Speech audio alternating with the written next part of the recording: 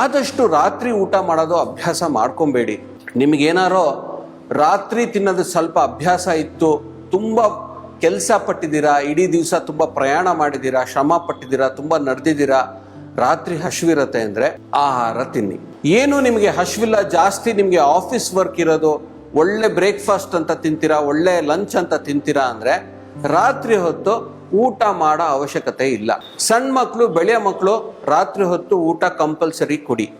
40 ವರ್ಷದವರೆಗೂ, ನಿಮ್ಮದು 40 ಇಯರ್ಸ್ವರೆಗೂ ನೀವು ರಾತ್ರಿ ಹೊತ್ತು ಊಟ ಮಾಡಬಹುದು.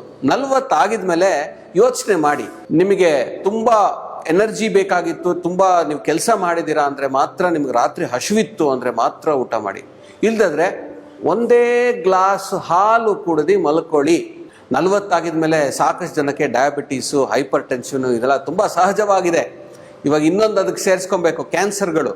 ಇವೆಲ್ಲ ಕಮ್ಮಿ ಆಗಬೇಕು ಅಂದರೆ ದೇಹದಲ್ಲಿ ಆಮ ಜಾಸ್ತಿ ಮಾಡ್ಕೊಬೇಡಿ.